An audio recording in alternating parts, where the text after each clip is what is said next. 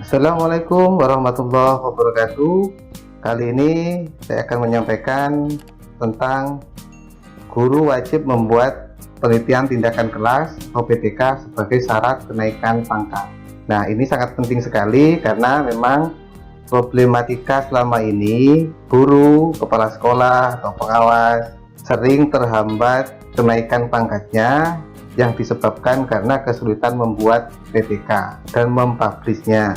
Oleh karena itu, kali ini saya akan menyajikan bagaimana cara membuat PTK yang baik dan mudah. Ini komponen yang harus disiapkan oleh guru atau kepala sekolah untuk mengurusi kenaikan pangkat.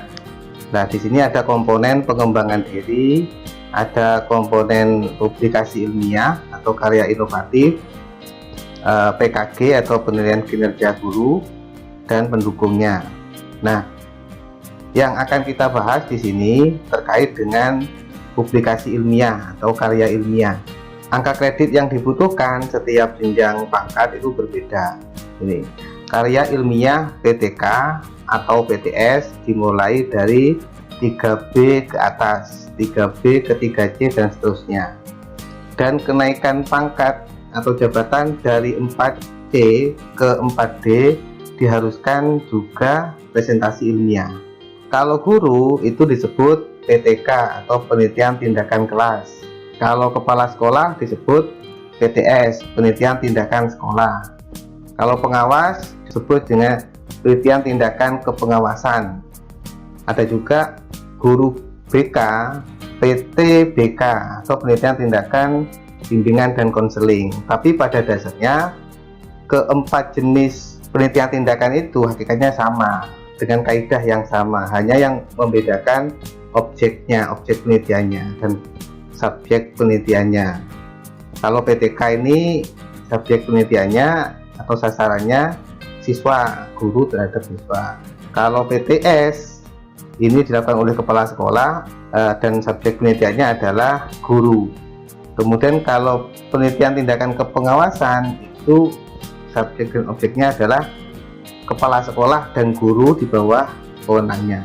Secara lebih detailnya terkait dengan angka kredit ini bisa dipelajari dalam Permenpan dan RB nomor 16 tahun 2009 dan penjelasannya Permendiknas nomor 35 tahun 2010 dan beberapa peraturan dari BKN terkait dengan pelaksanaan teknis kenaikan pangkat.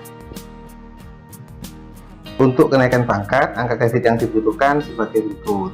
Ini, misalnya Bapak Ibu posisinya di 3C, mempunyai angka kredit 200, mau naik ke 3D, berarti membutuhkan 100 untuk mencapai poin atau angka kredit 300.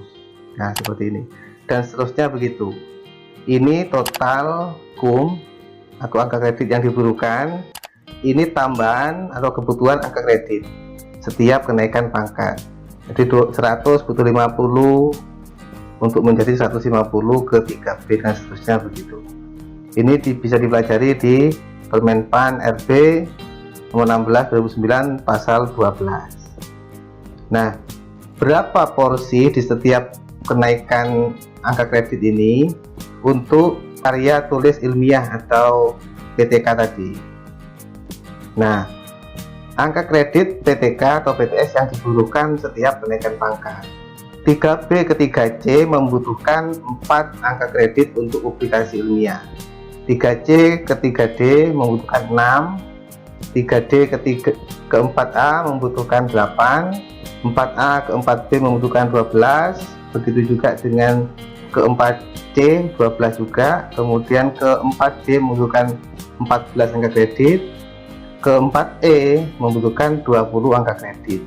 Di sini setiap PTK atau PTS yang dibuat dan diseminarkan itu mempunyai angka kredit 4. Untuk menjaga-jaga lebih baik dilebihkan daripada kurang atau pas. Jadi saran saya, misalnya di posisi di sini ke 4B misalnya 12, berarti membutuhkan PTK sejumlah 3.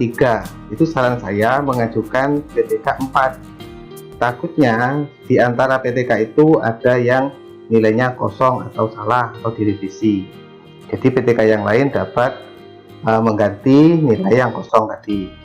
Dan diwajibkan juga PTK itu dipublikasikan melalui jurnal ilmiah yang sudah online atau OJS.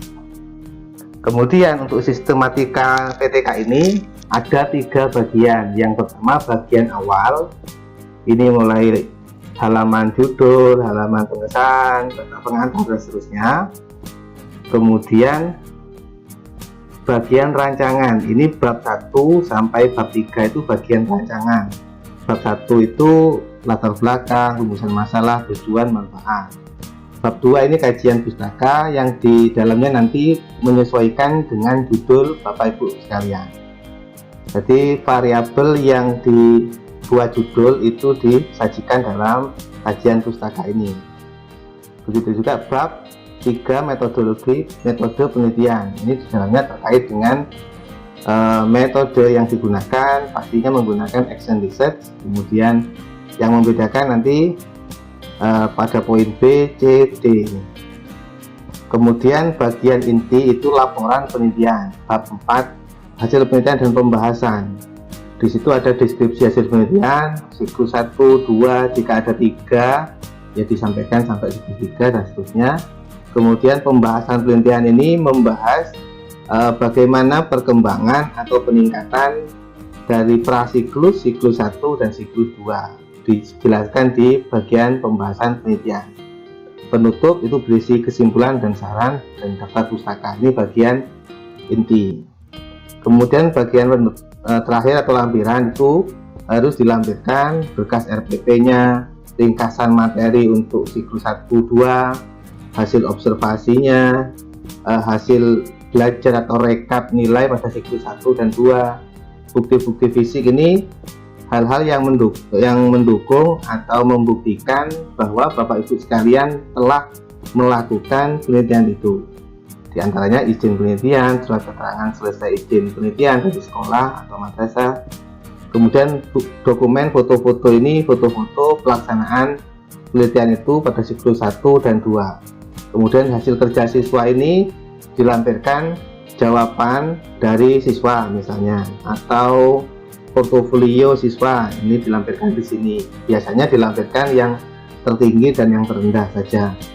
Untuk lebih detailnya terkait dengan sistematika mulai awal sampai akhir ini akan saya sajikan pada tutorial cara mudah membuat PTK di video selanjutnya, yang pastinya Bapak Ibu sekalian pasti bisa membuatnya sendiri tanpa meminta bantuan orang lain.